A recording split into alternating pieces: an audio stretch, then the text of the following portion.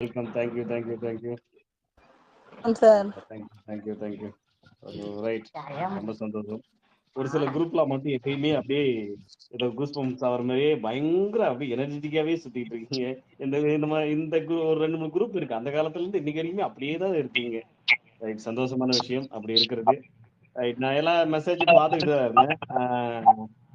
Okay, எல்லாமே okay தான். நீங்க ஒருத்தர் அவங்க என்ன முனாவர், ஓகே முனாவர், அவர் ஒரு கொஸ்டின் கேட்டிருக்காரு இல்லையா? கண்டிப்பா நம்பிக்கை வைத்தால் அல்லாஹ் கொடுப்பான். ஆனா 1 மந்த்ல 20,000 யாரு கொடுப்பா அக்கா? அப்படிங்கிற ஒரு கேள்வி. நியாயமான கேள்விதான். அல்லாஹ் கொடுப்பான், அல்லாஹ் கொடுப்பான் நம்ம உட்காந்துக்கிட்டே இருந்தோம்னா எதுவுமே நடக்காது. நாம தான் முயற்சி எடுக்கணும் அப்படிங்கிறது முதல் பாயிண்ட்.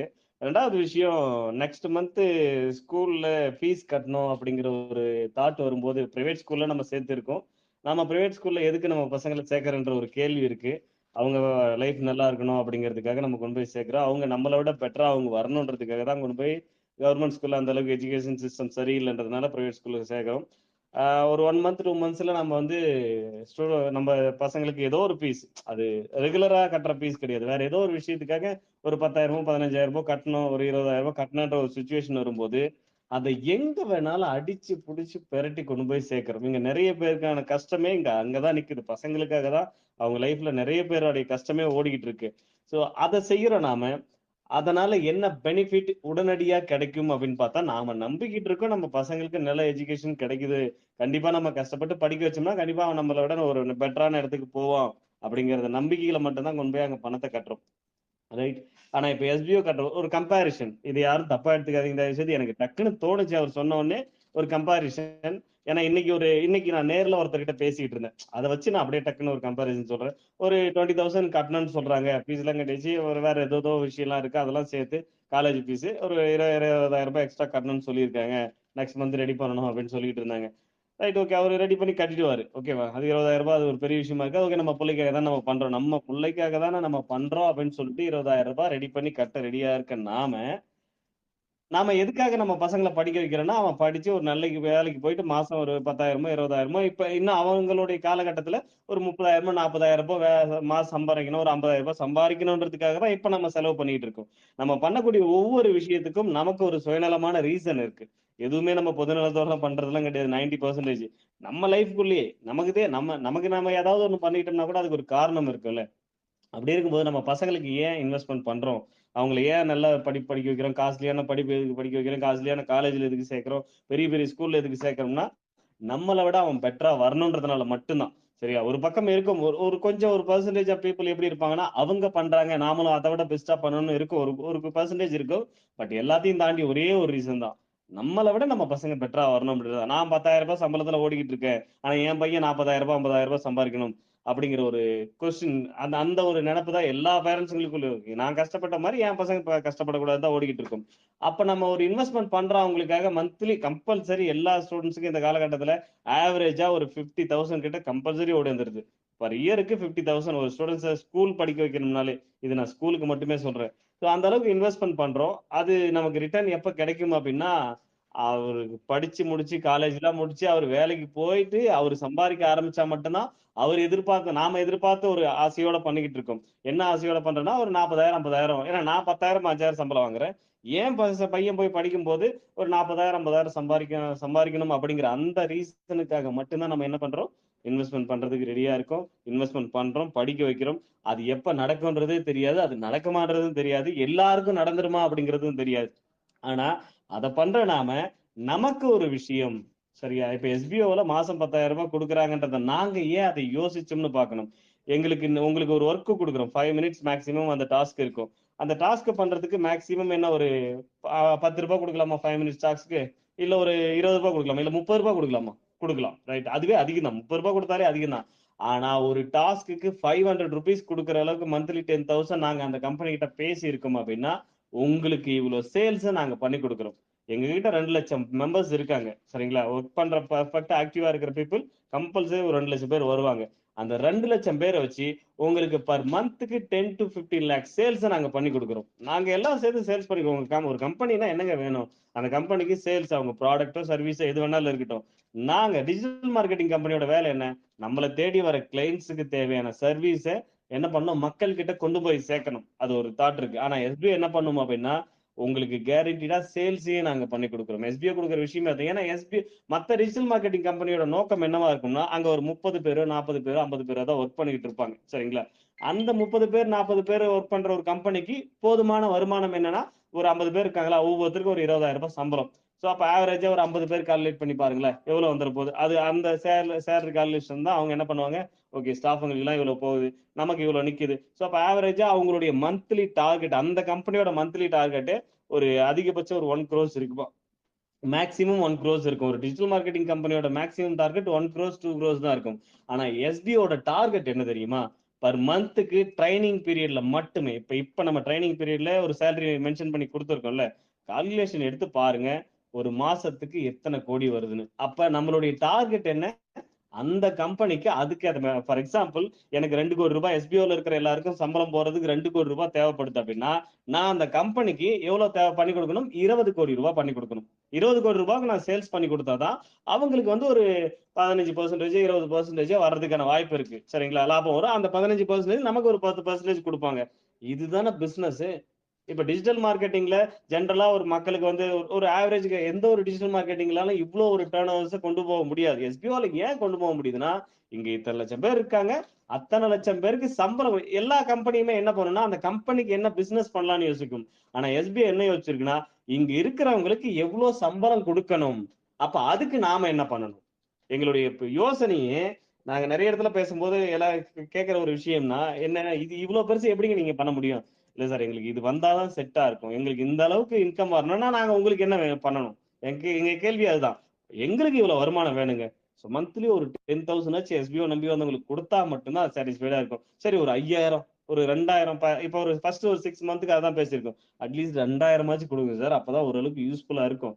அதுக்கப்புறம் நீங்க கண்டிப்பா நீங்க நினைச்சதை நாங்க செஞ்சு கொடுக்குறோம். ஏன்னா அவங்க கண்டிஷன் கொடுத்துருக்காங்க, இந்த அளவுக்கு சேல்ஸ் பண்ணி கொடுக்கணும் அப்படின்னு ஒரு நாங்க பண்ணி கொடுக்குறோம். எங்களால முடியும், நாங்க பண்ணி கொடுக்குறோம். சோ அது நாங்க ஒரு அஷூரன்ஸ் கொடுக்குறோம்னா, அது எங்க ஹெட் ஆபீஸ்ல இருக்கிற அட்மின் டீம்ல இருக்கிறவங்க எங்க பேர்ல இருக்கிற நம்பிக்கை மட்டும் கிடையாது, எஸ்பிஓல இருக்கிறவங்களையும் சேர்த்துதான் அந்த நம்பிக்கை. எல்லாத்துக்கும் சேர்த்துதான் அந்த ரிஸ்க். என்னும் போது ரிஸ்க் எடுக்க நான் மட்டும் ரெடி இல்ல, ஆனா எனக்கு வருமானம் மட்டும் வேணுன்ற ஒரு விஷயத்த நம்ம யோசிக்கிறதுன்றது மிகவும் ஒரு தப்பான ஒரு விஷயமா தான் நான் பாக்குறேன். ஏன்னா கண்டிப்பா உங்களுடைய சுச்சுவேஷன் புரியுது.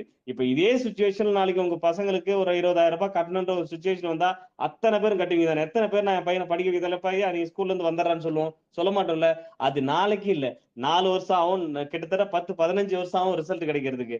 ஆனா எஸ்பிஓ உங்களுக்கு மாசம் மாசம் 2,000 இப்பவே கொடுக்க ஆரம்பிச்சிருது. அந்த பேமெண்ட்டை 3 மாசத்துக்கு அப்புறம் ரிட்டர்னும் கொடுக்குதுன்னா, அப்ப எஸ்பிஓ உங்களுக்காக யோசிக்கும் தானே அர்த்தம். இதே கமாண்டர்ஸ் இங்க இருக்காங்க, லைவா கேளுங்க. நாங்க இதுக்கு முன்னாடி போட்டு அவங்களுக்கு அவங்க கிட்ட ஒரு மீட்டிங்ல லைவா லான்ச் பண்ண பிளான்ல வருஷத்துக்கு 30,000 பர்ச்சேஸ் பண்ணி ஆகணும். அது பர்ச்சேஸ் பண்ணிட்டா அந்த காசு எல்லாம் ரிட்டர்ன் வராது, கண்டிப்பா வாங்கியே தான் ஆகணுன்ற மாதிரி தான் ஒரு கண்டிஷன் வச்சிருந்தோம். அவங்க எல்லாம் சொன்னாங்க, இங்க அவங்க எதுக்கு தான் நான் பேசிக்கிட்டு இருக்கேன். நிறைய பேர் நான் நோட்டீஸ் போர்ட்ல சொல்லும் போது, இல்ல அவர் சும்மா போய் புழுகிட்டு இருக்காரு. ஒரு யூடியூப்லயே ஒருத்தர் சொல்லியிருந்தாரு, என்ன சொல்லியிருந்தாருன்னா, சும்மா சொல்றாங்க இவங்க, போயிட்டு கமாண்டர்ஸ் கிட்ட கேட்டாங்களாம், கமாண்டர்ஸ் வந்து அப்படியே பாவப்பட்டு மக்கள்லாம் பாவம்னு நினைச்சிட்டாங்களாம். அதனால வந்து அவங்க சொன்ன உடனே எல்லாரும் மக்களுக்காக கேட்ட உடனே இவர் வந்து மாத்திட்டாராமா பிளான். இதெல்லாம் நம்புற மாதிரியாங்க இருக்கு அப்படின்னு. இங்க அதே கமாண்டர்ஸ் இருக்காங்க, நான் லைவா பேசிட்டு இருக்கேன், கமாண்டர்ஸ் கேட்டுக்கிட்டு தான் இருக்காங்க. அவங்களுக்கு தெரியும். அவங்க கமாண்டர்ஸ் குரூப் யாரையாச்சும் ஸ்கிரீன்ஷாட் எடுத்து கேட்க சொல்லுங்க, அது என்னைக்கு நான் பிளான லான்ச் பண்ணேன், அதுல இருக்கிற சேஞ்சஸ் என்ன, இதுல இருக்கிற சேஞ்சஸ் என்ன, டவுட்டா இருக்கிறவங்க கேட்டுக்கூட பாருங்க. சோ இங்க மக்கள் நம்புறது இல்லை எல்லாத்தையும். அப்படியே என்னவோ எஸ்பிஓ இங்க முதல்ல எஸ்பிஓக்கு யாரும் இன்வெஸ்ட்மெண்ட் பண்ணல. அது முதல்ல நினைச்சு, இது இன்வெஸ்ட்மெண்ட்டே கிடையாது. அந்த கம்பெனிக்கு தேவையான சேல்ஸ் நம்ம உருவாக்குறோம். அந்த கம்பெனிக்கு நம்ம சேல்ஸ் தானே பண்ணி கொடுக்கணும். எந்த கம்பெனி இவ்வளவு பெரிய வருமானத்தை நமக்கு கொடுக்கும், யாராலையும் கொடுக்க முடியாது. எந்த ஒரு டிஜிட்டல் மார்க்கெட்டிங் கம்பெனியாலையும் ஒரு 2 லட்சம் பேருக்கு சம்பளம் போட முடியுமானா கண்டிப்பா முடியாது. எஸ்பிஓ 2 லட்சம் பேர் இல்லைங்க, 5 லட்சம் பேர் கூட சம்பளம் போடும். ஆனா எஸ்பிஓக்கு அவங்க கேட்கிற விஷயம் அதுக்கு, ஏன்னா இவ்வளவு வருமானத்தை நாங்க கொடுக்கணும்னா அப்ப எங்களுக்கு கேரண்டிடா மந்த்லி இவ்வளவு சேல்ஸ் வேணும். உங்களால முடியுமா? ஏன்னா எஸ்பிஓட நீடட் என்ன அப்படின்னா, நாங்க மட்டும் பிழைக்கணும்ன்றது இல்ல, எஸ்பிஓ நம்பி ஒரு டீம் இருக்கு, ஒரு பெரிய growth இருக்கு. அவங்க எல்லாரும் நம்மள நம்பி வந்திருக்காங்க. அப்ப அவங்களுக்கு ஒரு வருமானத்தை நம்ம கொடுக்கணும்ல. அந்த வருமானத்தை கொடுக்க நாம என்ன பண்ணணும், எங்களுடைய தாட்டே அதுதான். அவங்களுக்கு இந்த வருமானத்தை கொடுக்கணும்னா அதுக்கு என்ன பண்ணணும்னு மட்டும்தான் நாங்க யோசிக்கிறோமே தவிர, இவங்க கிட்ட இருந்து எவ்வளவு வாங்கலாம் அப்படின்றது கிடையாது. அதனாலதான் என்ன பண்ணோம், சரி அவங்க இப்ப இருக்கிற சுச்சுவேஷனுக்கு ஒரு 20,000 போட்டு நம்ம அந்த பிசினஸ் அவங்களுக்கு தேவையான சேல்ஸ் ரெடி பண்ணாலுமே அகைன் அவங்களுக்கு ஒரு எக்ஸ்ட்ரா ஒரு பெனிஃபிட்டோட அது ரிட்டர்ன் கிடைக்கணும். ஏன்னா ஒரு ஆவரேஜான பீப்புளால ஒரு 2 மாசம் 3 மாசம் அட்ஜஸ்ட் பண்ணி ஓட்ட முடியும். அதுக்கப்புறம் அந்த பணம் ரிட்டர்ன் கிடைச்சிட்டாதான் எங்கேயோ ஒரு இடத்துல கடன் ஒண்ணு வாங்கியிருக்காங்க டக்குன்னு கொடுத்துட முடியும். ஒரு வட்டி கிட்டி ஒரு எக்ஸாம்பிள், அது நாங்க கால்குலேட் பண்ணும் போதே ஒரு 3000 ரூபான்றத 5% இன்ட்ரெஸ்ட் போட்டு தான் கால்குலேட் பண்ணிருக்கோம். ஒரு 3000 எக்ஸ்ட்ரான்றது எப்படி கால்குலேட் பண்ணனா 5% இன்ட்ரெஸ்ட் 5% இன்ட்ரெஸ்ட் போட்டா எவ்வளவு வரும்? ஏன்னா யாருமே அவ்வளவு சீக்கிரம் 10 பைசா 5 பைசாக்கெல்லாம் வாங்க மாட்டாங்க. கொஞ்சம் யோசிப்பாங்க. நம்ம ஒரு ஏன்னா அதோட அதிகமாவும் கொடுக்க முடியாது ஒரு கம்பெனியால. ஒரு 5% வரைக்கும், ஏன்னா நாங்க 8% வரைக்கும் கேட்டிருந்தோம். அவ்வளோலாம் வாய்ப்பே இல்லைங்க, அவ்வளோ எக்ஸ்ட்ரா கொடுக்க முடியாது, பெனிஃபிட் கொடுக்க முடியாது அப்படின்னாங்க. சரி ஒரு 5% வர மாதிரி பண்ணுங்க. அப்போ ஒரு 3000, ஒரு 20,000 நம்ம பண்றோம்னா ஒரு 3000 தாராளமா கொண்டு வர முடியும் அப்படிங்கிற மாதிரி ஒரு ஆவரேஜ் கான்செப்ட் அவங்க சொல்லியிருந்தாங்க. சரி, அப்ப அதுக்கான வேலைகள் என்னமோ நம்ம அதுவும் நேத்து என்னன்னு சொல்லியிருக்கேன், நாங்க முதல்ல அவங்களுக்கு கொடுத்துருக்கோம், ஒரு 2 3 ஆப்ஷன் கொடுத்துருக்கோம். இதுல இப்படி இப்படி நாங்க பண்றோம், இது உங்களுக்கு ஓகேவா, உங்களுக்கு இது கட்டுப்படி ஆகுமா? ஏன்னா அவங்களுக்கு தான் கட்டுப்படி ஆகணும், நமக்கு கொடுக்க போறவங்க அவங்க தான். நம்ம ஒன் டைம் 20,000 ரூபாய் கொடுக்குறோம், அவங்க மாசம் மாசம் நமக்கு 10,000 ரூபாய் கொடுப்பாங்க. எப்படி கொடுப்பாங்க? இங்க எத்தனை ஒண்ணு இல்லைங்க, ஒரு ஒரு சிம்பிள், இன்னும் இன்னும் ஈஸியா அந்த பிசினஸ் பண்ணலாம். எப்படி பண்ணலாம்னா அப்ளியேட்டட் லிங்க்குங்க. எல்லா ப்ராடக்ட்டுக்குமே அப்ளியேட்டட் லிங்க் உங்களுக்கு ஜென்ரேட் பண்ணி கொடுத்துறோம். இந்த ப்ராடக்ட் சேல்ஸ் ஆச்சுன்னா, எப்படி சேல்ஸ் ஆச்சுன்னா அதுல இருந்து உங்களுக்கு கமிஷன் வரும். சேல்ஸ் ஆச்சுன்னா மட்டும்தான், இல்லைன்னா ஒண்ணும் பண்ண முடியாதுங்க. உங்களுக்கு வேணுன்றவங்க சேல்ஸ் பண்ணிக்கங்க, சேல்ஸ் பண்ணா உங்களுக்கு கமிஷன் வரப்போகுதுன்னு சொல்லி நான் விட்டுட்டோம் அப்படின்னா அது சரியா இருக்குமா? இங்க எத்தனை பேரால சேல்ஸ் பண்ணிட முடியும்? எல்லாராலையும் சேல்ஸ் பண்ண முடியுமா? இங்க சேல்ஸ் பண்ணக்கூடியவங்களும் இருக்காங்க, ப்ரொமோட் பண்ணக்கூடியவங்களும் இருக்காங்க, பேசக்கூடியவங்களும் இருக்காங்க, நிறைய இருக்குது. எல்லாரையும் சேர்த்து வச்சு நம்ம எஸ்பிஐ ஃபேமிலின்னு சொல்றோம்னா அப்ப எல்லாருக்கும் சேர்த்து தான் நம்ம ஒர்க் பண்ணணும். ஒரு 10 பேர் சேர்ந்த ஒரு கம்பெனி இருக்குன்னா, ஒருத்தர் நல்லா பேசுவார், ஒருத்தர் நல்லா டைப் பண்ணுவார், ஒருத்தர் நல்லா ப்ரோக்ராமிங் பண்ணுவார், ஒருத்தர் நல்லா டிசைன் பண்ணுவார். எல்லாரையும் சேர்த்து வச்சுதான் ஒரு பிசினஸ் மாடலை ரெடி பண்ணணும். சரியா? நான் என்ன பண்ணுவேன், எனக்கு மட்டும் யோசிங்க அப்படின்னு யோசிக்க முடியாது. சரிங்களா? சோ இந்த கான்செப்ட் முதல்ல தெரிஞ்சுக்கணும். ஏன் எஸ்பிஓ இந்த இன்வெஸ்ட்மெண்ட்டை சொல்லியிருக்காங்க, அதை கூட ஏன் இன்வெஸ்ட்மெண்ட்ன்ற ஒரு வேர்டை சொன்னாலே ஒரு மிகப்பெரிய பிரளயம் கிளம்புன்னு ஆல்ரெடி அட்மின் டீம் சொல்லியுமே இல்ல, என்னவோ அதை அப்படியே தான் சொல்லணும். ஏன் அதை இன்வெஸ்ட்மெண்ட் சொல்றேன்னா அது ரிட்டர்ன் கிடைக்கும். ரிட்டர்ன் கிடைச்சாதான் இன்வெஸ்ட்மெண்ட், இல்லைன்னா அது பர்ச்சேஸா மாறிடும். ரிட்டர்ன் கிடைக்குது இல்ல, அப்ப அது இன்வெஸ்ட்மெண்ட் தான். ஸோ 3 monthsல அவங்களுக்கு ரிட்டர்ன் கிடைக்குது. வித் இன்ட்ரெஸ்ட் போட்டு கணக்கு தான் அது. ஸோ வித் இன்ட்ரெஸ்ட் போட்ட மாதிரி ஒரு எக்ஸ்ட்ரா ஒரு 3,000 rupees கொடுத்தோம்னா ஒரு 3 மாசத்துக்கு எங்கேயாச்சும் இன்ட்ரெஸ்ட் வாங்கியிருந்தாலும், அது ஏன் உங்களை பண்ண சொல்றாங்கன்னா அவ்வளவு பெரிய அமௌண்ட்ல எஸ்பிஓல இன்வெஸ்ட்மெண்ட் பண்ண முடியாது உங்களுக்காக. வாய்ப்பே இல்ல. சம்பளம் போறதுக்கே நம்ம இந்த கம்பெனி அந்த கம்பெனி இங்க ஆர்டர் எடுக்கணும் அங்க ஆர்டர் எடுக்கணும் ஓடிக்கிட்டு இருக்கோம்.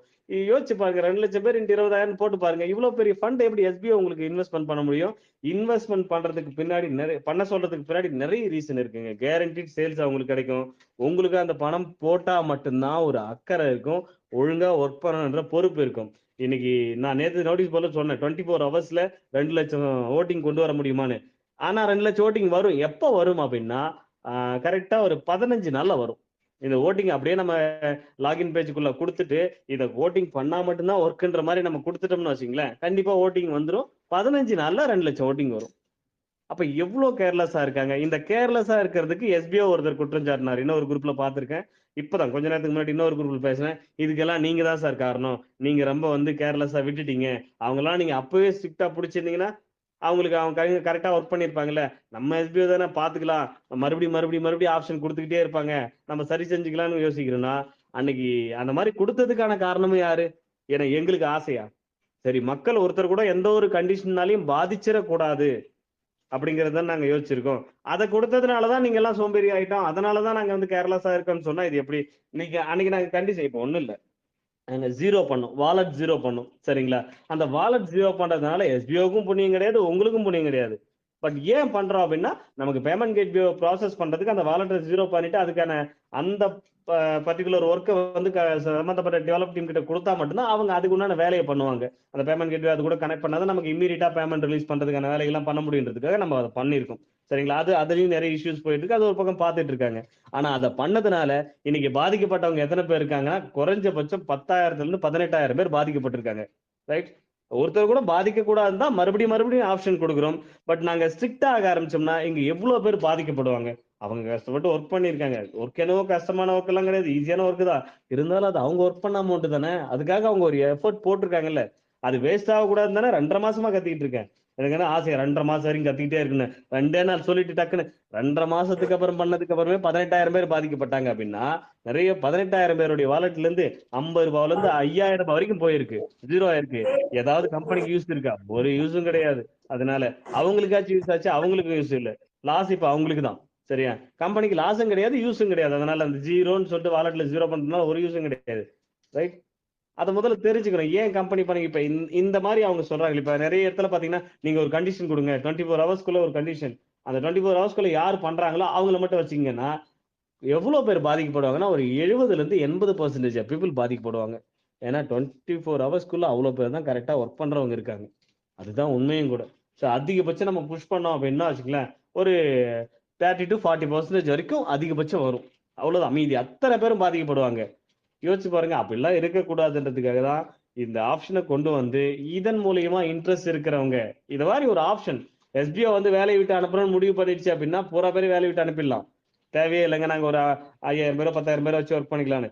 நாங்க யோசிச்ச கான்செப்ட் ஒரு கம்பெனி கிட்ட போய் கேட்கறோம்னாலே அதுக்கான கேள்வியே என்னன்னா, எங்க கிட்ட இவ்வளவு பேர் இருக்காங்க. அவங்களுக்கு சம்பளம் போடணும். இவ்வளவு சம்பளம் மினிமமாச்சு இவ்வளவு சம்பளம் போடணும். அதுதான் எங்களுக்கு தேவையானது. அப்ப மந்த்லி இவ்வளோ எங்களுக்கு தேவையான அமௌண்ட் மந்த்லி இவ்வளவு அமௌண்ட்டுங்க. இவ்வளவு அமௌண்ட் நீங்க எங்களுக்கு கொடுக்கணும்னா நாங்க உங்களுக்கு என்ன பண்ணணும்? அவ்வளவுதான் கேள்வி. சரியா? எங்களுக்கு இவ்வளவு சேல்ஸ் பண்ணி கொடுங்க. அப்ப அதுல இருந்து ஏன்னா ஒரு சேல்ஸ் ஒண்ணும் இல்லைங்க. ஒரு ஏதோ ஒரு பொருள் விக்கிறோம். ₹100 அந்த பொருள். சரிங்களா? அதை வித்து கொடுக்கறவங்களுக்கு ஒரு 10%ல இருந்து 15% வரைக்கும் கொடுப்பாங்க. இது ஜெனரலா எல்லா இடத்துலயும் நடக்கிறது தானே. அவ்வளவுதான் பண்ண முடியும். ரைட்? நம்ம நம்ம வேணா ஒண்ணு பண்ணலாம். இன்னும் சூப்பரா பண்ணலாம். ஏதாவது ஒரு பொருளை கண்டுபிடிச்சு கொண்டு வந்துட்டு இது நிறைய நம்ம படத்தங்கள்லாம் பார்த்திருப்போம். அந்த பொருளுக்கு ஒரு பேர் வச்சு, அந்த பொருளுக்கு ஒரு ரேட் வச்சு, அத வந்து நம்ம வித்தோம்னா, நமக்கு வந்து ஒரு 10% 15% லாபம் கிடைக்காது. ஒரு 50ல இருந்து 60% லாபம் கிடைக்கும். நம்ம இவ்ளோ கஷ்டப்படணும்னு அவசியம் கிடையாது. எதையாச்சும் ஒரு பொருள் அப்படி பண்ணலாமா? அது சும்மா பேருக்கு பண்ற மாதிரி ஆயிடாது. ஜெனியூனா நிறைய ப்ராடக்ட்டுங்க, நிறைய கம்பெனிங்க சேல்ஸ் பண்ண முடியாத உட்கார்ந்துட்டு இருக்காங்க. ரைட்? அத கேரண்டீட் சேல்ஸ்ன்ற ஒரு கண்டிஷனோட வரக்கூடிய கம்பெனி தான் எஸ்பிஓ. நாங்க கேரண்டீடா உங்களுக்கு சேல்ஸ் பண்ணி கொடுக்குறோம். எங்ககிட்ட இத்தனை லட்சம் பேர் இருக்காங்க. சரியா? அத்தனை லட்சம் பேருக்கு நாங்க சம்பளம் போடணும். எங்களுக்கு இவ்வளவு தேவை. உங்களுக்கு எவ்வளவு சேல்ஸ் பண்ணி கொடுக்கணும் நாங்க பாத்துக்கிறோம். அது எஸ்பிஓட கடமை. நாங்க பாத்துக்கிறோம். சேல்ஸ் பண்ணி ப்ரூவ் பண்றோம் உங்களுக்கு. அதுக்கப்புறம் நீங்க பர்சன்டேஜ் இன்க்ரீஸ் பண்ணுங்க. இப்போ ஒரு ஏதோ ஒரு கடையில போய் ஒரு புதுசா ஒரு சூப்பர் மார்க்கெட் ஒருத்தர் ஓபன் பண்றாரு, இல்ல ஒரு ஒரு பொட்டி கடை ஓபன் பண்றாரு. ஃபர்ஸ்ட் போயிட்டு ஒரு ஹோல்சேலா ஒரு ப்ராடக்ட் வாங்கின்னு வருவாரு. அப்ப ₹5 சொல்லி போட்டு கொடுத்துருப்பாங்க. இன்னும் கொஞ்சம் ரேட் கம்மி பண்ணுங்களேன் அப்படின்னு கேட்போம். அவங்க என்ன சொல்லுவாங்க? சரிங்க, இப்பதான் ஃபர்ஸ்ட் டைம் வந்திருக்கீங்க.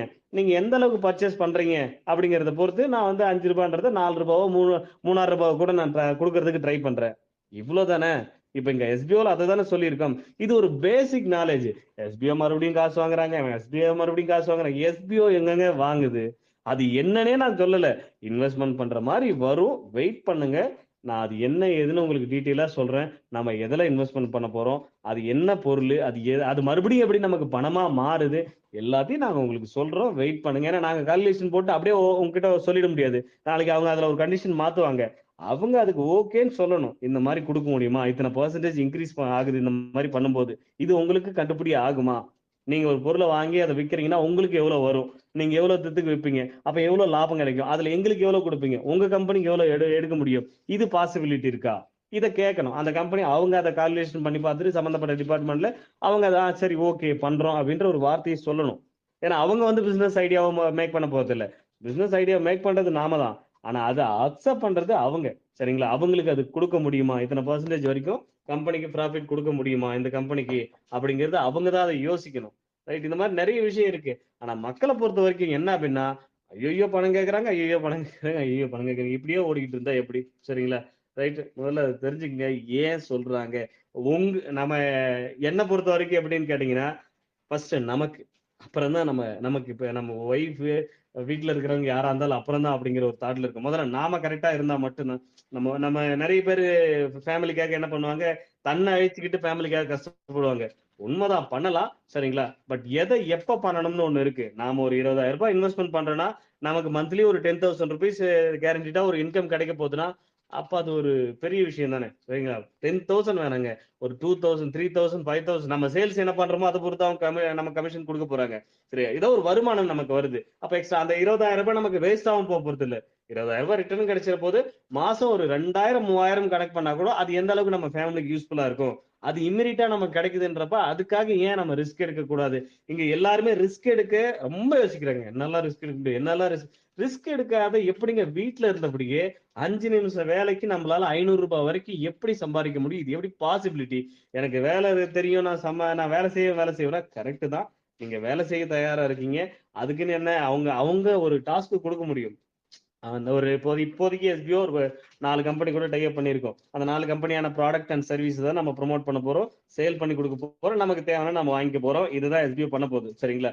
ஆனா வாங்கிக்கங்க அப்படின்ற விஷயத்தை தான் கட்டாயப்படுத்தக்கூடாது. சரிங்களா? ஏன்னா அந்த பொருள் அவங்களுக்கு பிடிச்சிருக்கலாம், பிடிக்காம இருக்கலாம். அவங்களுக்கு தேவைப்படலாம், தேவை வராமலும் இருக்கலாம். ஸோ அதனாலதான் இந்த கான்செப்ட். அதை வாங்கிக்கங்கன்னு நாங்க சொன்ன அந்த கண்டிஷனே கூட என்ன பண்ணோம் அப்படின்னா, கமாண்டர்ஸ் கிட்ட பேசும்போது, சார் கட்டாயப்படுத்தி வாங்குறதுன்றது கொஞ்சம், அதுவும் 30,000 அவங்க அது கூட பெருசா சொல்ல, சார் 30,000 ரூபான்றது ரொம்ப அதிகமா இருக்கு. இதுல வேற ஏதாவது ஒரு ஆல்டர்னேட் ஐடியா கொண்டு வர முடியுமா? எவ்ரி இயர் கண்டிப்பா வாங்கியே ஆகணுமா? அப்படிங்கிற ஒரு கண்டிஷன்ஸ் வருது. 30,000 ரூபாய்க்கு அவங்க வாங்கிட்டாங்க அப்படின்னா, சோ அவங்களுக்கு மாசம் 10,000 ரூபான்னு போட்டீங்கன்னா எல்லாத்தையுமே கால்குலேட் பண்ணிட்டாங்க கமாண்டர்ஸ் அன்னைக்கு லைவ்ல. 1,20,000 ரூபாய் சார். அதுல இப்ப 20% போக இவ்வளவுதான் கையில கிடைக்கும் சார். அப்ப அதுல ஒரு 30,000 ரூபாய்க்கு அவங்க பொருள் வாங்கிட்டாங்கன்னா அப்ப இவ்வளவுதான் சார் கையில கிடைக்கும். சோ இத வேற ஏதாவது பண்ண முடியுமா? ட்ரை பண்ணுங்களா சார் அப்படின்னு சொல்றாங்க.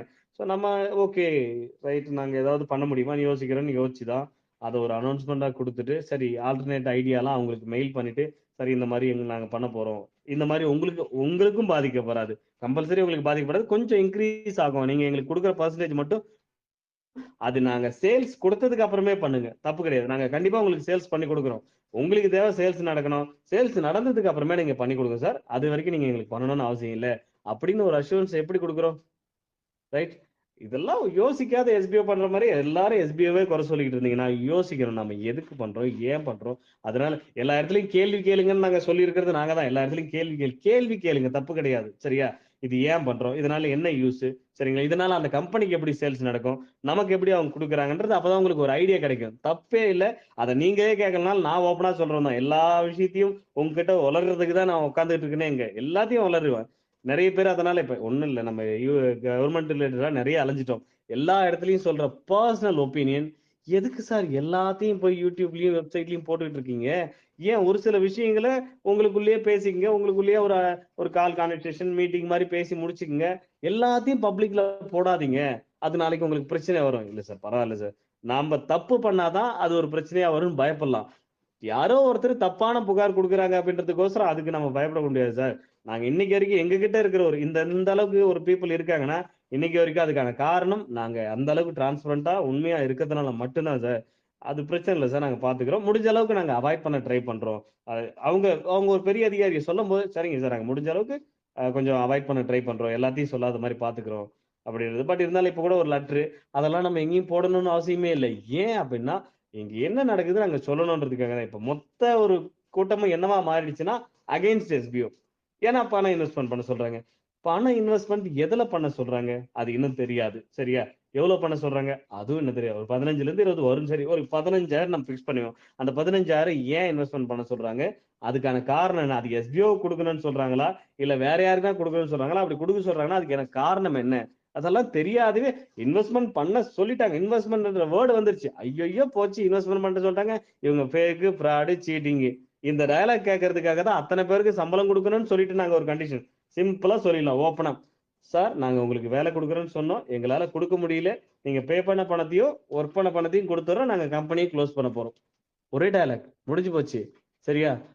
ஒரு 100 பேரோ 200 பேரை வச்சுக்கிட்டு டிஜிட்டல் மார்க்கெட்டிங் கம்பெனி பண்ண முடியும். உலகத்திலேயே எந்த ஒரு டிஜிட்டல் மார்க்கெட்டிங் கம்பெனிலையும் 200 பேருக்கு மேல ஸ்டாஃப்ஸ் இருந்ததே இல்ல. அவங்களுக்கு வரப்போ வருமானம் அது போதுமே. நமக்கு ஏன் அதிகமா ஆசைப்படுறோம்னா அதிகமான கூட்டம் இருக்கு. அத்தனை கூட்டத்துக்கும் 2,000 ரூபான்னு கொடுத்தாலே மாசம் 40ல இருந்து 50 கோடிக்கு மேல போகுது. அப்ப நமக்கு வர வேண்டியது 40 50 கோடினா அவங்களுக்கு எவ்வளவு தரத்துக்கு சேல்ஸ் ஆகணும், அது யோசிக்கணும். யோசிக்கணும் இல்ல? ரைட். இதையெல்லாம் யோசிக்காம நமக்கு நமக்கு நம்ம சைடுல இருந்து மட்டுமே பாக்குறீங்க. எஸ்பிஓல இருக்கிற முக்காவாசியான பீப்புள் இப்ப எப்படி பாக்குறீங்கன்னா, ஏன் சைடு சார் என்னால பணம் கட்ட முடியாது, நீங்க பணம் கட்ட வேணாம்னு சொன்னீங்க, இப்ப பணம் கட்ட சொல்றீங்க. எதுக்குங்க பணம் கட்ட சொல்றாங்க? எப்படி கொடுப்பாங்க நமக்கு? என்ன கேரண்டி? நம்ம தான் உட்காந்து சொதப்புன்னு சொதப்பி வச்சிருக்கோமே. ரைட். அவ்வளவு சொதப்பி வச்சிருக்கோம். நம்மள நம்பி இந்த ஆப்பர்ச்சுனிட்டி கிடைக்கிறதே பெரிய விஷயம். அந்த இடத்துல அந்த அந்த ஒரு கம்பெனி ஒண்ணும் இல்ல, நமக்கு தெரிஞ்ச யாரோ ஒருத்தர் ஒரு கடை ஓபன் பண்றாரு.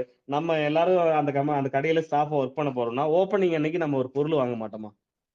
எல்லாரும் வாங்குறது தானே. ஃபர்ஸ்ட் கஸ்டமரா நாம தானே இருப்போம். நம்ம ஒரு கடைக்கு கெஸ்டா போறோம், இல்ல ஸ்டாஃபா போறோம், ஏதோ ஒரு போறோம்னா அங்க அந்த கடை ஓப்பனிங் நம்ம தானே பொருள் வாங்குவோம். அந்த கம்பெனி நமக்காக உருவாக்கப்பட்ட ஒரு கம்பெனி. சரிங்களா? இந்த அளவுக்கு பெருசா அவங்க சிம்பிளா பண்ணிட்டு இருந்தவங்க, அவங்க இந்த அளவுக்கு பெருசா ரிஸ்க் எடுக்கிறாங்கன்னா அப்ப நமக்காக தான் எடுத்திருக்காங்க. அப்ப நாம தான் ஃபர்ஸ்ட் கஸ்டமரா இருக்கணும், நாம தான் சேல்ஸ் பண்ணி கொடுக்கணும், நாம தான் சேல்ஸ் பண்ணணும்.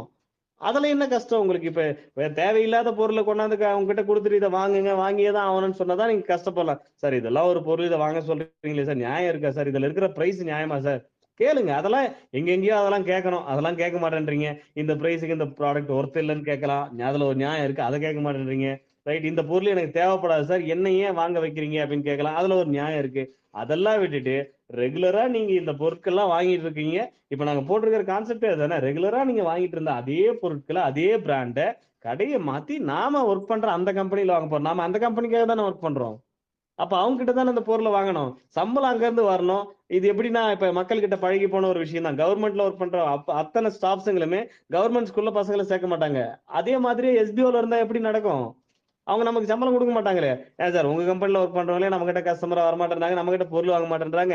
இந்த ஏன்னா நம்ம கிட்ட இருக்கிற அத்தனை ஸ்டாஃப்ஸோட கவுண்ட் அவங்க கிட்ட கொடுப்போம். அவங்க தான் அதை பேஸ் பண்ணி சேலரி கொடுக்க போறாங்க, கமிஷன் கொடுக்க போறாங்க. ரைட், ஒருத்தர் செக் பண்ணி பார்க்கறாங்க அப்படின்னா, ஏன்னா நம்ம பிசினஸ் கான்செப்ட் அப்படிதான் போட்டிருக்காங்க. இங்க இருக்கிற அத்தனை டேட்டா பேஸ் அவங்க அவங்க ஆப் கூட, அவங்க வெப்சைட் கூட கனெக்ட் ஆகும். சரி, இவங்க எல்லாம் பாருங்க பர்ச்சேஸே பண்ணல, ஏன் பண்ண மாட்டேறாங்க? சம்பளம் மட்டும் நம்ம கிட்ட வாங்குறாங்க, நம்ம கிட்ட பொருள் வாங்க மாட்டேறாங்க. நம்மள கேள்வி கேட்டா என்ன பண்ணுவாங்க? அதெல்லாம் யோசிச்சுதான் எஸ்பிஎஸ் செஞ்சிருக்கு. சரி, அதுக்கு ஒரு முடிவு முதல்ல திங்கட்கிழமை கிடைக்கட்டும். என்ன அமௌண்ட், ஏன் பண்றோம், எதுக்காக பண்றோம், இதனால அந்த கம்பெனிக்கு எப்படி பெனிஃபிட் வரும், அந்த சேல்ஸ் எப்படி வரும்? ஏன்னா நாம சேல்ஸ் பண்ண போறது இல்லை, கண்டிப்பா நாம பர்ச்சேஸ் பண்ண போறது இல்லை. சரி, அது தெளிவாயிடுச்சு. ஏன்னா இப்ப இருக்கிற சுச்சுவேஷனுக்கு 20,000 30,000 போய் பர்ச்சேஸ் பண்ணுங்கன்னு சொன்னா அத்தனை பேருக்கு கஷ்டம். கையில வச்சிருந்து பர்ச்சேஸ் பண்றதுன்றது வேற, கடன் உடனே வாங்கி பர்ச்சேஸ் பண்றதுன்றது வேற. அது பண்ணவும் கூடாது. அந்த பணம் ரிட்டர்னும் அவங்களுக்கு போகணுன்ற மாதிரி சொல்லியிருக்காங்கல்ல. அப்ப இது என்ன கணக்கு, இது என்ன பாசிபிலிட்டி, அது என்னன்னு யோசிப்போம். வாய்ப்பே இல்லை. நீங்க ஏமாத்துறீங்க, சீட்டிங் பண்றீங்க, ஃப்ராட் பண்றீங்க. நீங்க அப்போ ஒண்ணு சொன்னீங்க, இப்போ ஒண்ணு சொன்னீங்க. இது என்ன சொல்லுங்க பாப்போம். இவ்வளவு நேரம் கஷ்டப்பட்டு பேசுன யாராச்சும் ரெக்கார்ட் பண்ணீங்களா? இதை நான் மறுபடியும் நோட்டீஸ் போர்ட்ல பேச முடியுமா? யார் ரெக்கார்ட் பண்ணீங்க? ஒருத்தர் ரெக்கார்ட் பண்ணுங்க. சார் ரெக்கார்ட் கொஞ்சம் பண்ணிட்டு இருக்கேன் சார். கொஞ்சம் நான் பேசுனதுல இருந்து ரெக்கார்டிங் எல்லாம் கொஞ்சம் கட் பண்ணி கொடுங்க. ஒரே மாதிரி மறுபடியும் மறுபடியும் எல்லா குரூப்லயும் ஓகே பேசி சார். பேசி எனக்கே போர் கண்டிப்பா அடிக்குது. சார் ரெக்கார்ட் வந்து கட் பண்ணி தரேன் சார். நீங்க பேசுறது ரொம்ப சந்தோஷம் சார். ஓகே, நீங்க நம்ம குரூப்ல வந்து தேங்க்யூ பேசுறது ரொம்ப ஹாப்பி தேங்க்யூ. சார். வெயிட் பண்ணுங்க. நான் சொல்றது என்னன்னா, வெயிட் பண்ணுங்க. நாங்க ஒரு 3 ஆப்ஷன்ஸ் இதுக்கு கொடுத்துருக்கோம். அது உங்களுக்கு கம்பல்சரி அந்த 3 ஆப்ஷனுமே அந்த படம் ரிட்டர்ன் கிடைச்சிடணும். 3 மாசத்துக்கு அப்புறம் கண்டிப்பா ரிட்டர்ன் கிடைச்சிடும். 3 மாசம்ன்றது ஏன் வைக்கிறோம், அதுக்கும் காரணம் இருக்கு. அதையும் சொல்லுவேன்ல உங்ககிட்ட. ஸோ வெயிட் பண்ணுங்க. மண்டே டியூஸ்டே நமக்கு ஒரு ஆன்சர் கிடைக்கும் அப்படிங்கறதான். வேற யாராவது இந்த குரூப்ல ஏதாவது கேள்வி கேட்கணும்னு இருந்தா கேள்வி கேளுங்க. கலைச்செல்வி ரொம்ப நேரமா ஆண்ட்ரைஸ்ல இருக்கீங்க, ஏதாவது கேள்வி இருந்தா கேளுங்க பாப்போம். அவங்களுக்கு பதில் சொல்லலாம். எப்ப பார்த்தாலும் கமாண்டர்ஸ்கிட்டே பேசிட்டு இருக்க கூடாது. உங்ககிட்டயும் பேசுவோம், ஜென்ரலா பேசலாம் இதுக்கப்புறம் இந்த குரூப்ல லைவ்ல. Thank you sir. பெரிய சர்ப்ரைஸ் சார் திடீர்னு நீங்க வந்தது. ஒவ்வொருத்தரா பேசுங்க. நீங்க ஒருத்தர் லைவ் பேசிட்டு இருந்தீங்க, பார்த்த உடனே ஜாயின் பண்ணிட்டேன். அவ்வளவுதான். சங்கர் சார், சொல்லுங்க சொல்லுங்க. சார் நான் கீதா பேசுறேன் சார். எப்படி இருக்கீங்க? நல்லா இருக்கேன் மேடம், நீங்க எப்படி இருக்கீங்க சொல்லுங்க. உங்கள்கிட்ட பேசுறது கொஞ்சம் நர்வஸா இருக்கு சார். உங்க அப்படியா? வாய்ஸ் மட்டும் நாங்க நோட்டீஸ் போர்ட்ல கேட்டுட்டோம். Right right. திடீர்னு நேர்ல பேசும்போது கொஞ்சம் நர்வஸா இருக்கு. தப்பு இல்ல, சொல்லுங்க. அது அப்படிதான் இருக்கும். நான் 2-3 தடவை பேசிட்டீங்கன்னா சரி ஆயிடுங்க, அவ்வளவுதான். ரொம்ப சந்தோஷம் சார். இப்ப நீங்க எக்ஸ்பிளனேஷன் கொடுத்தீங்க, நாங்க கேட்டுட்டோம். கொஞ்சம் ஹாப்பி தான். பட் என்னன்னா 20,000 திருப்பி ஸ்டார்ட் பண்றேன்னு நினைக்காதீங்க. 20,000ன்றது வந்து எங்களை மாதிரி ஹவுஸ் ஒய்ஃப்க்கு வந்து கொஞ்சம் கஷ்டம் தான். ரொம்ப கஷ்டம், ரொம்ப ரொம்ப கஷ்டம். ஆக்சுவலா என்னுடைய பாயிண்ட் நான் சொல்லிடுறேன். நான் ஒர்க் பண்றது என் ஃபேமிலி யாருக்குமே தெரியாது சார். நான் செல்ஃபா ஒர்க் பண்ணி என்னுடைய தேவைகளை வந்து நிறைவேற்றிக்கிறணும். என் பொண்ணு வந்து வயசு 10 வயசு ஆகுது சார். அதுக்கு நான் பண்ணணும்.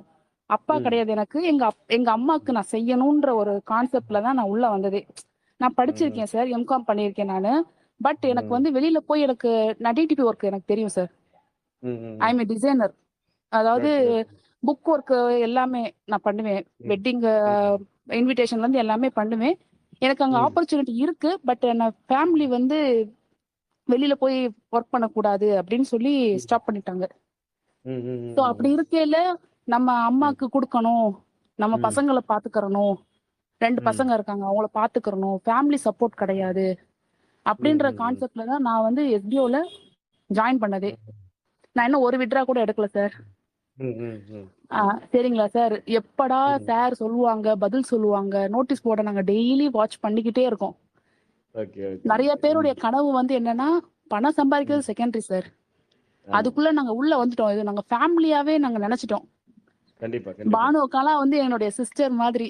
ஸோ அவங்க நல்லா அட்டாச் ஆயிட்டு டக்குன்னு வந்து நீங்க சொன்னது விதம் ஓகே தான் சார். பட் ஆனா 20,000 சொல்லும் போது எல்லாருடைய மனநிலையும் எப்படி இருக்கும்னா, பணம் கட்டணுமா அப்படின்ற ஒரு தாட் தான் சார் எல்லாருக்குமே வரும்.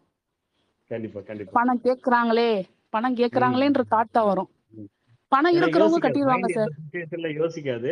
கொஞ்சம் எடுத்த உடனே அந்த பணம் அப்படின்ன கொஞ்சம் எல்லாம் பேனிக் ஆக ஆரம்பிச்சிட்டாங்க, அவ்வளவுதான். தவிர அது என்ன ஆமா சார். ஏதுன்னு யோசிக்கல யாரும், அவ்வளவுதான், வேற ஒண்ணு. யோசிக்கலதான் சார். ஆனா எல்லாருடைய சுச்சுவேஷன் ஒரே மாதிரி இருக்காதுல்ல சார். இப்ப பணம் கண்டிப்பா இருக்கு. இருக்கிறவங்க கட்டிடுவாங்க, பணம் இல்லாதவங்க கண்டிப்பா கண்டிப்பா அது ஒரு கொஸ்டின் ரொம்ப மார்க்கா தான் சார் இருக்கு. கண்டிப்பா ரொம்ப கஷ்டம். கஷ்டப்படுறவங்களால ஆம். மட்டும் தானே மேல வர முடியும். ரொம்ப அந்த கஷ்டம். ஒரு கஷ்டப்படுறவங்களால அந்த மட்டும் ஒரு தானே மேல வர பயம் தான் முடியும். சார் எங்களை வந்து யோசிக்க வச்சுச்சு. நேத்தெல்லாம் காரணம் பிளாங்காவே என்ன இருந்தோம் அப்படின்னா, நாங்க எல்லாருமே. எஸ்பிஓவுக்காக நம்ம கஷ்டப்பட்டு ரிஸ்க் எடுத்து கடனை வாங்கி கட்டிட்டாலும் திரும்ப கிடைக்குமா அப்படின்ற ஒரு கேள்வி இருக்கு. அதனால ஆ, கொஞ்சம் ரிஸ்க் எடுக்கவும் நிறைய பேர் பயப்படுறாங்க, அவ்வளவுதான். ம், ஸோ எஸ்பிஓ இத்தனை இத்தனை எனக்கு தெரிஞ்ச ஒரு கண்டினியூ நம்ம சேலரி போடுறதுன்னு பார்த்தோம்னா ஒரு 8 மாசம் இல்ல 10 மாசம் போட்டிருப்போம்னு நினைக்கிறேன். அப்பப்போ பிரேக் ம், எல்லாம் தவிர்த்து நம்ம ஒர்க்கிங் பண்ணதுன்னு பார்த்தோம்னா ஒரு 10 மாசமோ 12 மாசமோ போட்டிருக்கலாம் எனக்கு தெரிஞ்சு, அதிகபட்சம். ஆமா, ஸோ இந்த 10 மாசம் ஆமா, 12 மாசமே நாங்க எக்கச்சக்கமா கடன் வாங்கியிருக்கோம் கம்பெனி பேர்ல. ஆ, கம்பெனி காமிச்சு நாங்க ஆ, உங்களுக்கு சம்பளம் போறதுக்கு கடன் வாங்கியிருக்கோம். இனிமேல் தான் சம்பாதிக்கணும். நான் அடிக்கடி அதை எத்தனை விதத்துல சொல்லியிருக்கேன். இனிமேல் தாங்க ஆமா, நாங்களே சம்பாதிக்கணும். முதல்ல ஒரு கம்பெனி ஸ்டாண்டர்ட் பண்ணுவோம், அதுக்கப்புறம் ஆ, பாத்துக்கலாம் நம்ம சம்பாதிக்கிறதுலாம் அப்படின்னு. நீங்க வந்து இப்ப ஆயிரக்கணக்கில கடன் வாங்குறதுக்கு யோசிக்கிறீங்க, எங்கேயோ ஒரு இடத்துல அரேஞ்ச் பண்ணி கட்டணும்னா உங்களுக்கு ம், சம்பளம் போட்டு இந்த இந்த ஒரு டீம் growth-அ அப்படியே மெயின்டைன் பண்றதுக்கு அடுத்தடுத்த கட்டத்துக்கு போய் மத்த பெரிய பெரிய கம்பெனியை அப்ரோச் பண்ணி அங்க இருந்து நமக்கு ஒர்க் வாங்கி அங்க இருந்து பேமெண்ட், பல்கான பேமெண்ட். இதுக்கு முன்னாடி சின்ன சின்ன ஆமா, பேமெண்ட் எல்லாம் வந்திருக்கு, அதெல்லாம் பத்தாது நமக்கு. இவ்வளவு பேருக்கு சம்பளம் போடுற அளவுக்கு நமக்கு பெரிய பெரிய ஆர்டர்ஸ் கிடைக்கிற வரைக்கும் உங்களை தக்க ம், வச்சுக்கிறதுக்காக நாங்க ஒரு பாடுபட்டிருப்போம் இல்லையா எத்தனை மாசமா. ஒவ்வொரு இடத்துலயும் அந்த சேலரி பீரியட் வரும்போது அதுக்கு தேவையான அமௌண்ட்டை எங்கெங்கெல்லாம் போய் நிக்கணுமோ அங்கெங்கெல்லாம் கேட்டு கேட்டு கேட்டு வாங்கி அந்த ரிஸ்க் எடுத்து அந்த அமௌண்ட் அரேஞ்ச் பண்ணி போட்டது நாங்க மட்டும் தானே, ரைட்? இப்ப நீங்க ரிஸ்க் எடுங்க அப்படின்னு ஓப்பனா சொல்ற விஷயம் இதை. நாங்க எத்தனையோ நாள் ரிஸ்க் எடுத்திருக்கோம், எக்கச்சக்கமா கோடிக்கணக்கில் ரிஸ்க் எடுத்து வச்சிருக்கோம். சும்மா லட்சக்கணக்கெல்லாம் கிடையாது, கோடிக்கணக்கில் ரிஸ்க் எடுத்து அமௌண்ட் எல்லாம் லாக் பண்ணி வச்சிருக்கோம். சுச்சுவேஷன் ஆ, காரணம் என்னன்னா அவங்க நம்மள நம்புறாங்க, கொடுக்குறவங்க. பெரிய பெரிய இடத்துல நம்ம கை நீட்டி காசு வாங்கியிருக்கோம், சம்பளம் போடுறதுக்காக கோடிக்கணக்கில் காசுல வாங்கியிருக்கோம். அவங்க நம்புறாங்க, ம், எஸ்பியோட கான்செப்ட் நம்புறாங்க. ஓகே இவங்க பண்ணிடுவாங்க, பிரச்சனை இல்லை, நம்ம பிசினஸ்க்கு இவங்க யூஸ்ஃபுல்லா இருப்பாங்க அப்படின்னு ம், நம்புறதுனால மட்டும்தான் எங்களை வெளியில இருக்கிற உங்களை நம்பல அவங்க. So, உள்ள இருக்கிற எங்களை நம்புறதுனால மட்டும்தான் கொடுத்துருக்காங்க, நாங்க அதை வச்சு சம்பளம் போட்டிருக்கோம். நாங்க ஏன் கோடிக்கணக்கில் ரிஸ்க் எடுக்கிறோம்னா இந்த மக்களை ம், வச்சு நம்மளால என்ன பண்ண முடியும், பிசினஸ் பண்ண முடியும், சரியா? அந்த ஆமா, நம்பிக்கை எங்களுக்கு இருக்கு, அதனாலதான் நாங்க ரிஸ்க் எடுத்திருக்கோம், சரியா? ஆனா இங்க நிறைய பேர் என்னன்னா அந்த ரிஸ்க் எடுக்க தயாரா இல்லை. அந்த ரிஸ்க் எடுக்கிறவங்களுக்கு மட்டும்தான் இந்த ஆப்பர்ச்சுனிட்டி கொடுக்கணும். இங்க பணம் இருக்கிறவங்களுக்காக இந்த ஆப்பர்ச்சுனிட்டி கிடைக்காதுங்க. பணம் இருக்கிறவங்கன்னா யார் தெரியுமா? என் பாக்கெட்ல பணம் இருக்கு, அதை எடுத்து நான் கொடுக்குறேன், அவன் தான் பணம் இருக்கிறவங்க. அவங்க எப்படி அவங்க தான் பணம் இருக்கிறவங்கன்னு நம்ம சொல்ல முடியும். ஆனா எஸ்பிஓ சொல்றது உங்களை ரிஸ்க் எடுக்க சொல்றாங்க. அப்பதான் அதோட வேல்யூ தெரிஞ்சு ஒர்க் பண்ணுவீங்க.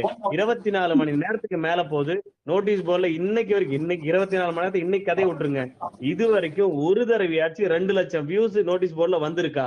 காரணம் என்ன? அந்த அளவுக்கு கேர்லெஸ்ஸா இருக்காங்க. எஸ்பிஓட இன்வெஸ்ட்மெண்ட் ரொம்ப கம்மி.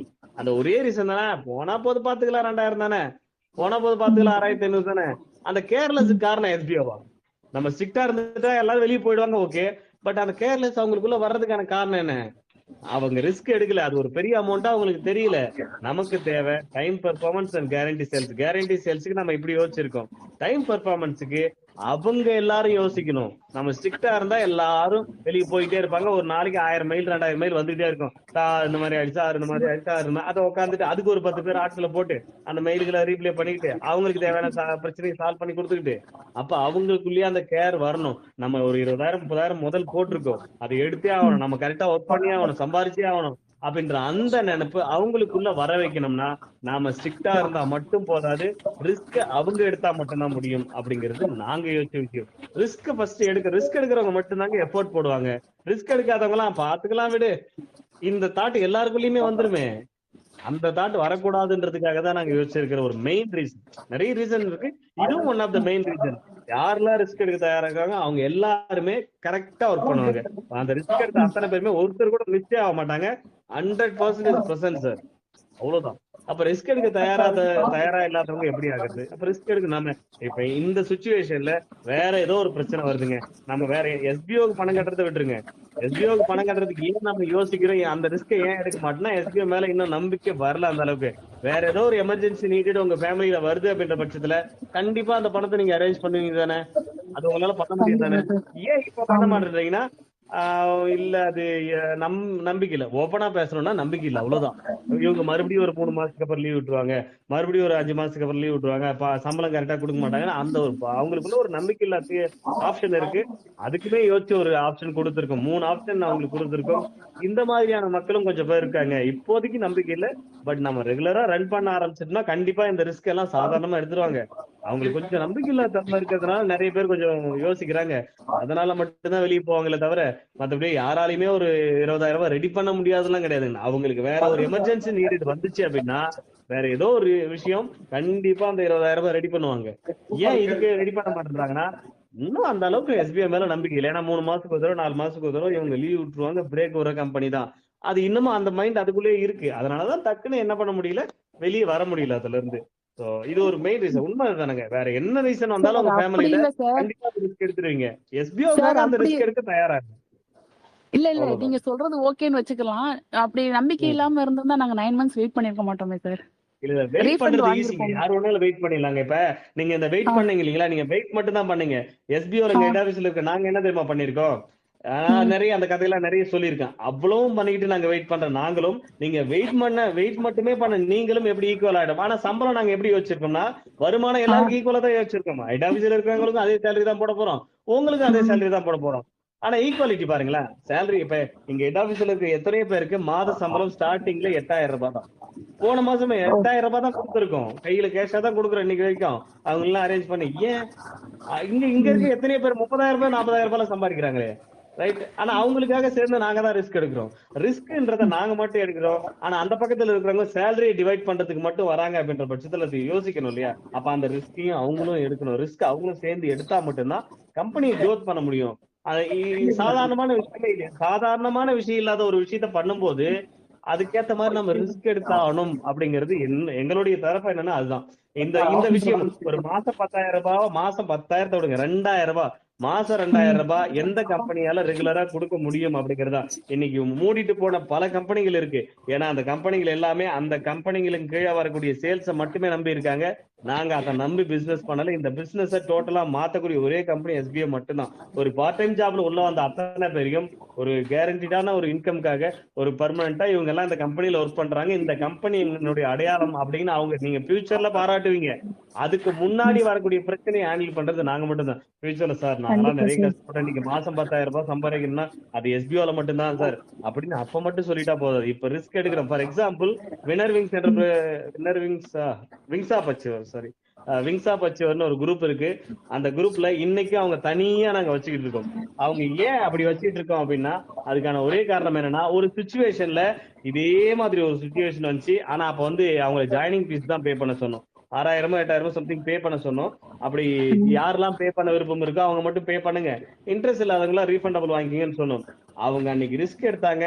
இன்னைக்கு அங்க இருக்கிற அத்தனை பேருமே அவங்க கண்டிப்பா ஒரு 8,000க்குள்ளதான் ரிஸ்க் எடுத்திருப்பாங்க. இன்னைக்கு எல்லாருமே 40,000 ரூபாய்க்கு மேலதான் சம்பாதிச்சிருப்பாங்க. அன்னைக்கு ரிஸ்க் எடுத்தவங்க மட்டும்தான் இன்னைக்கு வரைக்கும் இருக்காங்க. அன்னைக்கு ரிஸ்க் எடுக்காத யாரெல்லாம் வேணான்னு சொல்லிட்டு போனாங்களோ அவங்க எல்லாம் அப்படியே வெளியே போயிட்டாங்க. அதுக்கப்புறம் மறுபடியும் பே பண்ணி ஜாயின் பண்ணிருக்காங்க. ஆனா அவங்களால அந்த குரூப்குள்ள போக முடியல. எஸ்பிஓல இனிமேல் நீ ஜாயினிங் இருக்குமானா கண்டிப்பா இருக்காது. ஏன்னா போதும் இருக்கிற மக்களுக்கு கம்பெனிக்கு நம்ம என்ன பண்ணுவோம், ப்ராப்பரா ஒரு 1 year 2 year பிசினஸ் பண்ணுவோம். இதை பார்த்து மத்த கம்பெனிகள் நம்மளுக்கு இன்னும் அதிகமான லாபங்கள் தரக்கூடிய கம்பெனிகள் வருது.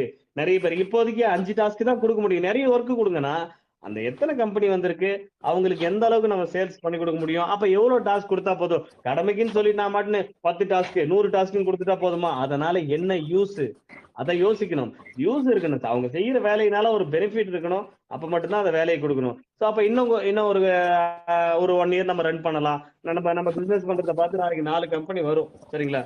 அப்படி வரும்போது என்னுடைய வாய்ஸ் கேக்குதுங்களா? அப்படி வரும்போது அப்ப நம்ம என்ன பண்ணலாம், நம்ம இன்னும் டாஸ்க் இன்க்ரீஸ் பண்ணலாம், சேலரி இன்க்ரீஸ் பண்ணலாம். அது அப்ப பாத்துக்கலாம். இல்ல வேணும் மெம்பர்ஸ் புதுசா ஆட் பண்ணணும் அப்படின்னாலும் அப்ப ஆட் பண்ணிக்கலாம் அப்படிங்கிறது தான் என்னுடைய தரப்பு. சோ பார்க்கலாம். ஒரு சின்ன ரெக்வெஸ்ட் சார். வேற ஏதாவது क्वेश्चन இருந்தா சொல்லுங்க, நம்ம சார். பேசலாம். சார் கீதா சார், ஒரு சின்ன ரெக்வெஸ்ட் சார். வேறவங்க பேசட்டுமா? அது 20,000ன்றது கொஞ்சம் கம்மி பண்ணி எங்களுக்கு சொன்னீங்கன்னா நல்லா இருக்கும். கண்டிப்பா கம்மி பண்றதுக்கும் சரி, இங்க இருக்கிற ஆ, அத்தனை பேரையும் வெளியே அனுப்பாத இருக்கிறதுக்கும் சரி, அதுக்கும் தேவையான ஆப்ஷனையும் நாங்க பண்ணியிருக்கோம். மண்டே டியூஸ்டேல மட்டும்தான் நமக்கான சொல்யூஷன் கிடைக்கும். இங்க இருக்கிற அத்தனை பேரும் வெளியே அனுப்பாத இருக்கிறதுக்கு என்ன பண்ணலாம் அதையும் யோசிச்சிருக்கோம். நீங்க ஒரு அதுக்கான காரணம் என்ன தெரியுமா? இங்க இருக்கிறவங்க சரி. எல்லாரும் இருந்தாங்க நமக்கு வருமானம் அதிகமா வந்துரும்ன்றதெல்லாம் கிடையாது. சரிங்களா? இவங்க எல்லாம் என்ன ம், ஒண்ணுமே ப்ராப்பரா பண்ண மாட்டாங்க. நீங்க ஒரு டயலாக் சொன்னீங்க இல்லைங்களா? சார் நாங்க எல்லாம் ஒரே ஃபேமிலியா ஒண்ணு மண்ணா இத்தனை நாளா இந்த குரூப்ல இருந்துட்டோம். இப்ப இந்த ஆ, குரூப்லயே இப்ப ஒரு 100 பேர் இருக்கிற குரூப்ல ஒரு 30 பேர் தான் ஒர்க் பண்ண போறாங்க. மத்தவங்க எல்லாம் வெளியே போயிடணும். அவங்க மட்டும் ஒர்க் பண்ணி சம்பாதிப்பாங்க. நான் எங்களால பண்ண முடியலன்னு பார்க்கும்போது ஒரு கில்ட்டி ஃபீல் வரும் சார். அப்படின்னு அது ஒரு தாட். இப்ப திடீர்னு போய் வெளியே போங்கன்னு சொன்னா எப்படி எங்களால அது ஏத்துக்க? ஏன்னா நம்ம அப்படிதான் உருவாக்கி இருக்கோம் எஸ்பிஓ. அதுக்கும் ம். ஒரு ஆப்ஷன். அத்தனை பேர் வெளியே போகாம இருக்கிறதுக்கு என்ன பண்ணணும் அதையும் பண்ணியிருக்கோம். சரிங்களா? கண்டிப்பா சரிங்க வெயிட் சார். பண்ணுங்க. மண்டே சரி, தேங்க்யூ டியூஸ்டேல சார். ஒரு நல்ல சொல்யூஷன் நமக்கு கிடைக்கும். பார்க்கலாம். சரி, thank you sir. Thank you sir. Thank you sir. Shankar sir. Sir ஒவ்வொருத்தரா சொல்லுங்க பேசுங்க. யாரும் சொல்லுங்க. சார் வணக்கம் சார். என்னோட பேர் வினரசி சார்.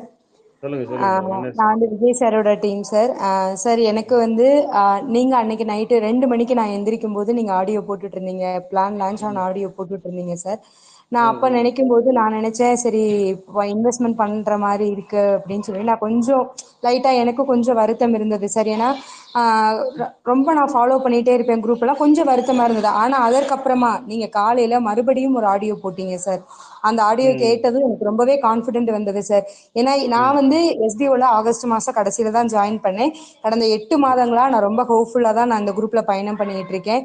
ஒரு சாதாரண மெம்பராக இருந்து இன்னைக்கு விஜய் சாரோட டீமில் வந்து ஒரு அட்மினா வந்து உயர் அளவுக்கு நான் கான்ஃபிடென்ட்டாக தான் எஸ்பிஓல இது வரைக்கும் நான் பயணம் பண்ணிட்டு இருக்கேன் சார். இன்னும் கான்ஃபிடென்ட்டாக நான் பயணம் பண்ணுவேன் சார்.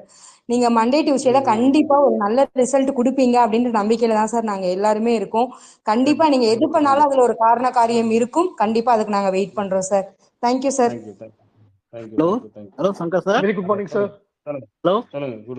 குட் மார்னிங் சொல்லுங்க sir. Hello Shankar sir. Sir யாராச்சும் Shankar okay. Hello sir. Good afternoon sir. சொல்லுங்க sir. Sir first of all congratulations. நீங்க வந்து இவ்வளோ ஹார்ட் ஒர்க் பண்ணி கவர்மெண்ட் அப்ரூவல் வாங்கினதெல்லாம் வந்து சும்மா கங்க்ராச்சுலேஷன்ஸ் அண்ட் தேங்க்யூ சொன்ன பார்த்தாது. பட் உங்க ஸ்ட்ரகிள் வந்து ஐ நோ வெரி வெல் அது எவ்வளோ ஸ்ட்ரகிள் பண்ணி நீங்க வாங்கியிருப்பீங்கன்னு சொல்லிட்டு. Based on part time job கேட்டகரியில எந்த கம்பெனியும் இந்த மாதிரி ஒரு ஆப்பர்ச்சுனிட்டியோ இந்த மாதிரி ஃபெசிலிட்டியோ பண்ணியிருக்காது. But we always support you and எல்லாரும் சார்பாகவும் எஸ்பிஓ ஃபேமிலி மெம்பர்ஸ் சார்பாகவும் ஃபர்ஸ்ட் ஆஃப் ஆல் கங்க்ராச்சுலேஷன் தெரிவிச்சுக்கிறேன் சார். அண்ட் இன்னொரு பாயிண்ட் வந்து நீங்க ஸ்ட்ரிக்டா இருக்கிறது வந்து எனக்கு ரொம்ப சந்தோஷம். ஏன்னா நிறைய பேர் வந்து இந்த பார்ட் டைம் ஜாப் கேட்டகரியில சும்மா வந்துட்டு கேஷுவலா இருந்துக்கிட்டு ஒரு ரெஸ்பான்சிபிலிட்டி இல்லாம நிறைய பேர் இருக்காங்க. நாங்க எவ்வளவு தான் வந்து அவங்களுக்கு ட்ரைனிங் கொடுத்தோம் இல்ல பண்ணணும் அப்படின்னு நினைச்சா கூட தேர் ஃபியூ மெம்பர்ஸ் அந்த மாதிரி இன்ஆக்டிவா இருக்காங்க. ஸோ அப்படிங்கும்போது நான் பணக்கடையும் சொல்லியிருப்பேன், சங்கர் சார்ட்ட சொல்லுங்க கொஞ்சம் ஸ்ட்ரிக்டா இன்னும் நல்லா. நீங்க பணக்கடையும் சொல்லுவேன், நீங்க ஸ்ட்ரிக்டா இருக்கா இன்னும் ஆக்டிவ் மெம்பர்ஸா நம்ம கொண்டு வரணும் அப்படின்னா அப்பதான் வந்து நம்ம ஃபியூச்சர் கம்பெனியை ரொம்ப நல்லா ரன் பண்ணலாம் அப்படிங்க. ஸோ அந்த தாட்ல தான் நாங்களும் வந்து முடிஞ்ச அளவுக்கு பண்றோம். ஸோ எந்த நீங்க பண்றதுல வந்து எதுவுமே தப்புன்னு நான் எதுவுமே சொல்ல மாட்டேன் sir. Everything is good and நாங்க எல்லாரும் சப்போர்ட் பண்ணுவோம். So wish you all the best and we always support you sir. Thank you very much sir. Hello Shankar sir. Hello sir. Good afternoon sir. Good afternoon sir. கேக்குறீங்களா sir? Sir அல்ஹம்துலில்லாஹ் ரொம்ப நாளைக்கு அப்புறம் உங்ககிட்ட பேசுறேன் சார். லாஸ்ட் டைம் பேசுனேன் நான் உங்ககிட்ட பேசும்போது ஒரு லட்சத்தை பேசுற மாதிரி ஒரு ஃபீல் ஆகுது. வாழ்த்துக்கள் சார். வாழ்த்துக்கள் சார். மறுபடியும் கம்பெனி ஸ்டார்ட் பண்ணுன்னு சொல்றது ரொம்ப ரொம்ப வாழ்த்துக்கள் சார். சார் என்னோட சின்ன கேள்வி, நான் இப்ப இந்த நடுவில் போயிட்டு இருக்கேன் ஒரு 4-5 நாள், அந்த கேள்வியெல்லாம் கிடையாது. என்னோட கேள்வி வந்து டிஃப்ரெண்டா இருக்கும். சொல்லுங்க. அதாவது என் பையன் வந்து ஷேர் மார்க்கெட்டிங் கிளாஸ்ல வந்து சேர்ந்து விட்டு அப்படி 6,000 ரூபாய் கட்டி சேர்ந்தா அப்படி. அது என்ன ஆச்சுன்னு தெரியல. நான் அவர்கிட்ட என் மகன்கிட்ட கேட்டாலே பதில் சொல்ல மாட்டேங்கிறாங்க. சார் கிட்ட கேட்டாலும் அதை பத்தி சாரும் சரியா சொல்றது இல்ல. அதை பத்தி தான் ஷேர் மார்க்கெட்டிங் அந்த கிளாஸ் என்ன ஆச்சுன்றத கேட்கலான்னு மட்டும் தான் சார். மற்றபடி இந்த காசு கட்டுறது 20,000 ரூபாய் பணம் அதெல்லாம் நான் எனக்கு ரிஸ்க் எடுக்க நான் தயாரா இருக்கேன். ஒன்றும் பிரச்சனை இல்லை. பாத்துக்கலாம், நீங்க சொல்ற மாதிரி தான் பாத்துக்கலாம், பிரச்சனை இல்லை. இதுக்கு மட்டும் பதில் சொல்லுங்க சார். என் மகனுக்கு பதில் சொல்லுங்க சார். எனக்கு ஷேர் மார்க்கெட்டிங் கிளாஸ் நீங்க ஜாயின் பண்ணிருக்கீங்களா? ஆமா சார், பண்ணிருக்கான் சார். என் பையன் பண்ணிருக்கான் சார். ஓகே. அதோட ஸ்டேட்டஸ் என்ன, அப்டேஷன் என்ன? அவன் கேட்டா சொல்ல மாட்டான் சார். இல்ல நீங்க ஜாயின் பண்ணிருக்கீங்களா இல்ல உங்க சன்னு ஜாயின் பண்ணிருக்காரா? மகன் தான் ஜாயின் பண்ணிருக்க. அப்படி ஏன்னா எனக்கு அந்த அளவுக்கு அது உள்ள பூந்து போறவங்களுக்கு ஐடியா இல்ல. நான் வேலையில நான் பிஸியா இருக்கேன். நானு அது கேட்டா அவங்க ஓகே. சொல்லவும் மாட்டேங்கிறாங்க. அதுதான் அதை பத்தி என்ன ஆச்சு கேட்கலாம்னு சொல்லிட்டு கேட்கலாம் சார். இது எஸ்பிஓல ஒரு சங்கர் ரெக்கமெண்ட் பண்ண ஷேர் மார்க்கெட் கிளாஸ், அந்த கிளாஸா? ஆமா சார். ஓகே. அதுல கிளாஸஸ் என்ன சங்கர் போயிட்டு சார் இருக்கு? வேற ஆக்சுவலி யாரு? இல்லை, எனக்கு அதை பத்தி ஐடியா நான் இல்ல சொல்றேன் அங்க சார் என்ன நடக்குதுன்னு. நான் சொல்றேன் சார். சொல்லுங்க. Excuse me sir, sorry for the turban. Actually sir சொல்ற மாதிரி யூசுப் பிரதர் சொல்ற மாதிரி அந்த ட்ரேட் மார்க்கெட்ல இது ட்ரேடிங் இதுல வந்து நிறைய பேர் ஜாயின் பண்ணிக்கிறாங்க, இன்க்ளூடிங் மீ. அதுல என்னன்னா ஒரு ஆமா. டைம் லைன் கொடுத்துருக்காங்க. ஸோ அந்த டைம் லைன்ல வந்து எல்லாரும் அந்த ஃபுல் கோர்ஸை வந்து முடிக்க முடியல சார். ஏன்னா நானே வந்து ஓகே. டிராவலிங்ல இருந்தேன். ஸோ வந்து பாக்குறதுக்குள்ள அந்த டைம் பீரியட் முடிஞ்சிருச்சு. ஸோ சில கம்பெனில வந்து அந்த கோர்ஸ் பர்ச்சேஸ் பண்ணாங்கன்னு சொன்னா அந்த அன்லிமிட்டெட் எப்போ வேணாலும் 1 இயர்ல எப்போ வேணாலும் ஆக்சஸ் பண்ற மாதிரி ஒரு டைம் லைன் கொடுத்துருப்பாங்க. பட் இங்க வந்து ரொம்ப கொஞ்சம் ஷார்ட்டா கொடுத்ததுனால எங்களாட்டி அதை கம்ப்ளீட்டே பண்ண முடியல சார். நிறைய பேர் கம்ப்ளீட் பண்ண முடியல. சில பேர் வந்து கம்ப்ளீட் பண்ணிருக்காங்க, சில பேர் கம்ப்ளீட் பண்ணல. அவங்கள்ட்ட இப்ப ரிக்வெஸ்ட் எனக்கு பண்ணி அதை கொஞ்சம் அந்த ஒரு டீடைலா சொல்லுங்க சார். அந்த டைம் லைன் அப்படிங்கிறது எப்படி இருக்கு? ஃபார் எக்ஸாம்பிள் ஒரு ஒரு இன்னைக்கு ஒரு கிளாஸஸ் கொடுத்துருக்காங்க, அதுக்கான டைம் லைன் எவ்வளவு கொடுக்குறாங்க அவங்க? மீன்ஸ் அவங்க லாஸ்ட் வந்து டைம் ஆல்மோஸ்ட் கொடுத்தாங்க, ஒரு அதுக்கப்புறம் 3 இன்க்ரீஸ் பண்ண மந்த்ஸ் மாதிரி. சொல்லியிருந்தோம். ஆமா, 3 ஓகே. மந்த்ஸ் கொடுத்திருந்தாங்க. பிளஸ் அதை எக்ஸ்ட்ரா இன்க்ரீஸ் பண்ணியிருந்தாங்க. பட் எனக்கு ஓகே. ரிக்வெஸ்ட் என்னன்னா அட்லீஸ்ட் ஒரு 1 இயர் டைம் பீரியட் இருந்தா ஏதாவது டவுட் இருந்தா கூட அவ எப்ப வேணாலும் ஆக்சஸ் பண்ணி அவங்க பார்த்துட்டு அது கோ த்ரூ பண்ணிக்கலாம் அப்படின்னு எனக்கு இல்ல, தோணுது சார். ஆக்சுவலி நாங்க ஏன்னா நான் எப்படி அவங்க கிட்ட நாங்க அப்ரோச் பண்ணியிருக்கோம் அப்படின்னா, அவங்க அந்த கோர்சஸ் முடிஞ்சதுக்கு அப்புறம், நீங்க அந்த கோர்ஸ் முடிஞ்ச உடனே அந்த மெட்டீரியல் எல்லாமே அவங்களுக்கே கிடைக்கிற மாதிரி பண்ணுங்கன்னு லாஸ்ட் ஒரு 15 to 20 டேஸ்க்கு முன்னாடி ஒரு ரெக்கமெண்டேஷன் கொடுத்திருந்தோம். நிறைய பேர் அந்த மாதிரி ஒரு ரிக்வஸ்ட் வந்துச்சு. அந்த நீங்க என்ன கிளாஸஸ் அட்டென்ட் பண்றீங்களோ அதெல்லாம் அவங்களுக்கே ரிட்டர்ன் கிடைச்சிற மாதிரி டவுன்லோட் பண்ணி எடுத்துக்கலாம். ஸோ அந்த மாதிரி ஒரு ஆப்ஷன் கொடுங்க ஓகே சார். அப்படிங்கிற மாதிரி சொன்னோம். ஸோ நான் கேட்கறேன் சார், இது சம்பந்தமா அவங்க என்ன முடிவு பண்ணியிருக்காங்க வெயிட் அப்படின்றது அதுவும் தெரியும். ஃபைன் அந்த சார். மாதிரி கிடைச்சிச்சுன்னா உங்களுக்கு டைம் லைனே தேவைப்படாது, நீங்க எப்ப வேணாலும் பார்த்துக்கலாம். Correct sir. Thank அதே you, sir. மாதிரி நான் ரிக்வெஸ்ட் அவங்களுக்கு ரிக்வெஸ்ட் பண்ணியிருந்தேன். பட் ஆனா அதுக்கப்புறம் ஓகே. அவங்களுக்கு அப்டேட் வரல. Anyway sir, thank you for your support sir. நான் ஃபாலோ Thank you, பண்றேன், sir. நான் ஃபாலோ பண்றேன். கொஞ்சம் Thank you, வெளியே நம்ம thank you, sir. சுத்திட்டு Thank you, sir. இருந்ததுனால அது என்னன்னு தெரியல. நம்ம கேட்டலாம், இது என்னன்னு கேட்டு செக் பண்ணலாம். நாங்க சொன்னது, நாங்க ரெக்கமெண்டேஷன் அதுதான். ஒன்ஸ் ஜாயின் பண்றாங்கன்னா அவங்க அதை முடிச்சதுக்கு அப்புறம் அந்த மெட்டீரியல்ஸ் அவங்களுக்கே ரிட்டர்ன் கிடைக்கிற மாதிரி பண்ணுங்க அப்படிங்கிற மாதிரி அது சொல்லியிருந்தோம். போதும் சார். ஸோ அவங்களும் அது ஓகே, போதும் நாங்க சார். இதை பத்தி கன்சிடர் பண்றோம்னு சொல்லியிருந்தாங்க. இதோட அப்டேஷன் என்ன அப்படிங்கறத நான் விசாரிச்சு பாக்குறேன் சார், செக் பண்றேன். Okay sir, thank you. Okay sir. Thank you sir. ரொம்ப ரொம்ப நன்றி சார். தேங்க்யூ. மத்தவங்களுக்கு வாய்ப்பு கொடுக்கலாம் சார். Thank you sir. சார் ஒரு அப்டேட் சார். சதீஷ்குமார் பேசுறேன் சார். சதீஷ்குமார் சார், சொல்லுங்க சார்.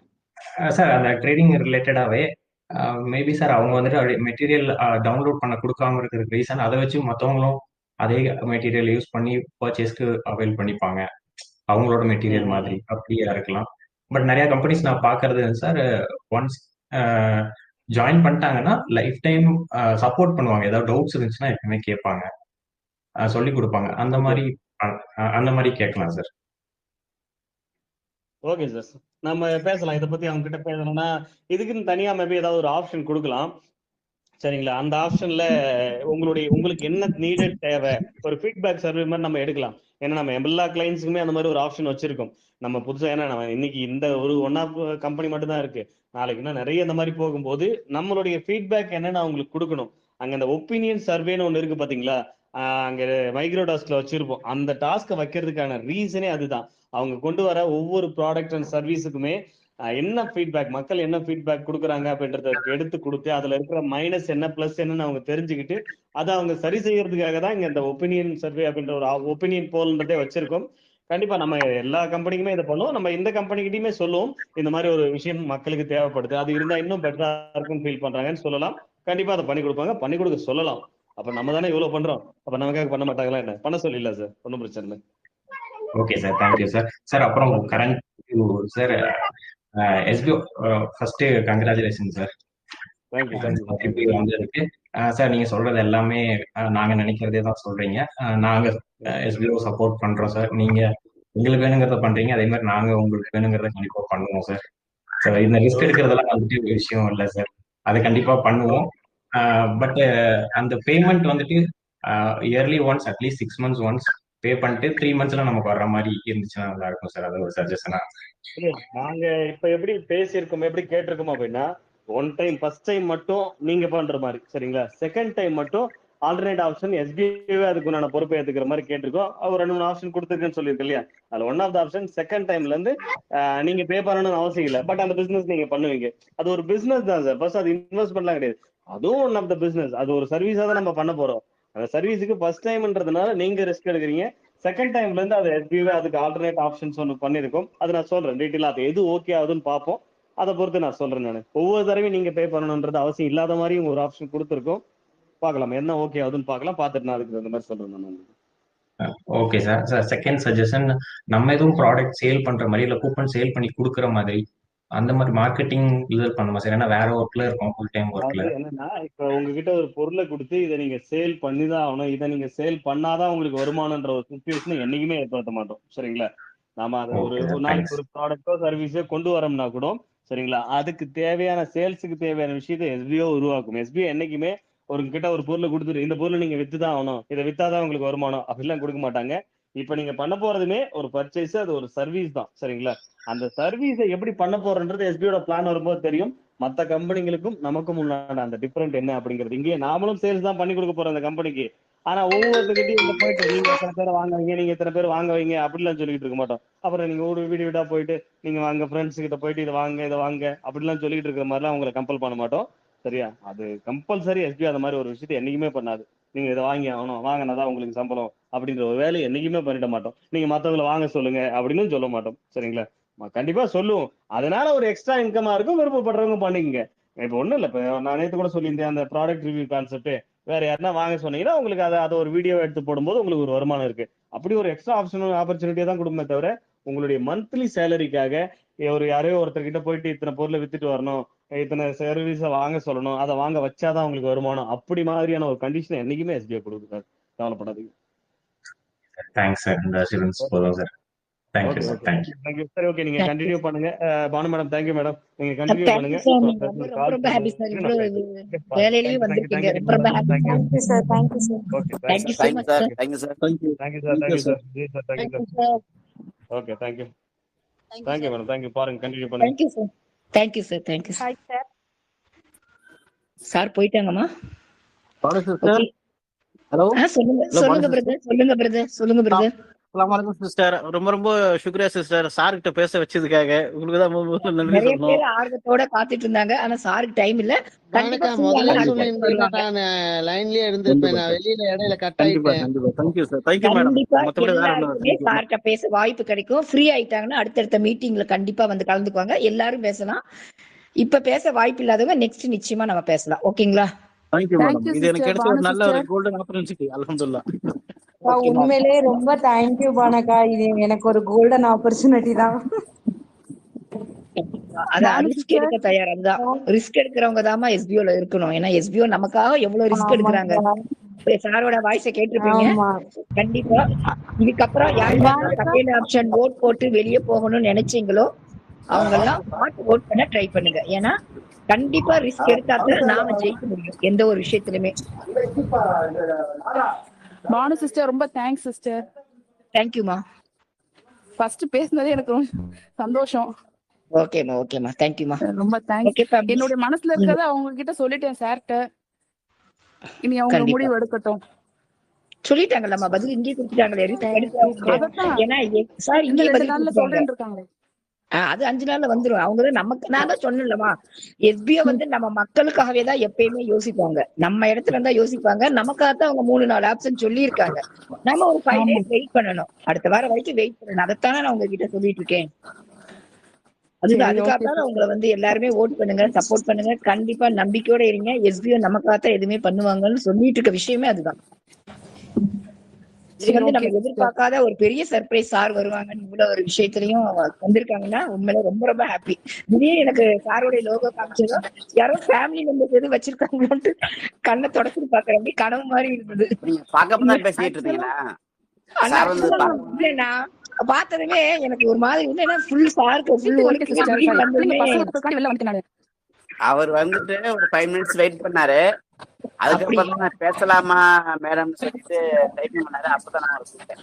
இல்ல சார பார்த்ததுமே வெல்கம் சார் நான் சொன்னேன். ஆனா சார் பேசல அப்படிங்கிற ஒவ்வொரு நேரத்துல வந்து அட்மின் டீம் வந்திருக்காங்க. சாரோடைய லோகோலே அட்மின் டீம் வந்திருக்காங்க. 2-3 தடவை அந்த மாதிரி அட்மின் டீம் வந்திருக்காங்க. ஆமா ஆமா அதனால அட்மின் டீம் வந்து அதிகமா வாய்ஸ் கொடுக்க மாட்டாங்க. அதனால சரி ஆமா. சார் கிடையாது, வெல்கம் சார் போது எந்த பதில் வரலைங்கோ. நான் வந்து அட்மின் டீம் தான் நினைச்சேன், சங்கர் சாருன்னு இல்ல. அப்புறம் சார் வந்து பேசலாமான்னு அவர் கேட்டு வந்து ஒரு 2 பேரும் ஒருத்தவங்க பேசிட்டு இருந்தாங்க. அதை வாட்ச் பண்ணிட்டு அதுக்கப்புறம் தான் கேன் ஸ்பீக் மேடம் சொல்லி டைப்பிங் போட்டிருந்தாரு. அப்படிங்களா? அந்த சாட் ஆப்ஷனே பாக்கல அண்ணா. ரொம்ப ரொம்ப ஹாப்பியா இருக்கு சார் வந்து. பரவாயில்ல, நல்ல விஷயம் தான். வந்து இன்னைக்கு எல்லாத்துக்கும் ஒரு கான்ஃபிடன்டான ஸ்பீச் கொடுத்தாங்க சார். கண்டிப்பா இது வரைக்கும் நம்ம மெம்பர்ஸ் வந்து கொஞ்சம் அசோசியேஷன் இருந்திருப்பாங்க. இப்ப அவர் நேரடியா நம்ம குரூப்லயே அவருடைய ஆடியோ கேட்கும்போது உண்மையிலேயே நிறைய பேருக்கு கான்ஃபிடன்ட் வந்திருக்கும்.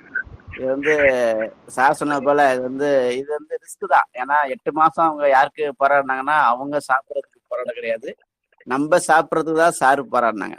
சாரு ஒட்டுமொத்த டீமும் எல்லாருமே நம்மளும் சேர்ந்து நம்ம போராடினது வெளியில இருந்து போராடினோம், அவங்க உள்ள இருந்து போராடினாங்க. இதான் வித்தியாசம். அதனால அவங்க சார் சொல்றது ஒரு, அதாவது எப்பவுமே சங்கர் சார் சொல்றது பார்த்தீங்கன்னா 100% இம்ப்ளிமெண்ட் பண்ண மாட்டாங்க. ஏன்னா அவங்க வந்து ஒரு கிளைண்ட் சொல்றதை கேட்டாலும் இங்க வந்து அதை இம்ப்ளிமெண்ட் பண்றதுக்கு ஓப்பனா வாயை விட்டு பேசிடுவார் சாரு. பேசிட்டு அதுக்கப்புறம் அதை அனலைஸ் பண்ணி அதை வந்து குறைக்கதான் பார்ப்பாங்க, வச்சு யாரையுமே தண்டிக்க மாட்டாங்க. இப்ப இந்த கண்டிப்பா விஷயமே சார் சொன்ன விஷயம் மண்டே டியூஸ்டே நான் எல்லாம் ரெஸ்பான்ஸ் ரிசல்ட் சொல்றேங்கிறப்ப இது கண்டிப்பா இதுல சேஞ்சஸ் வருங்கிறது உங்களால நம்ப முடியும். நம்பாத ஒரு சிலர் தான் பேசியிருப்பாங்க. அது அவங்களுடைய கரண்ட்லி சுச்சுவேஷன். ஏன்னா இன்னைக்கு உங்களுக்கு வருமானம் எந்த அளவுக்கு இல்லையோ அதே போலதான் எங்களுக்கு வருமானம் கிடையாது. நான் ட்ரை ஓப்பனா சாட்டிஸ்ஃபை ட்ரை. ஆனா இந்த சுச்சுவேஷன்ல இப்போ ஒண்ணு இல்லை, நம்ம போறோம் கையில காசே இல்லை, ஏதோ ஒண்ணு நம்ம அப்படியே விட்டுருவோமா? சார் சொன்ன மாதிரி தான். சார் சொன்னது ஸ்கூலு, நான்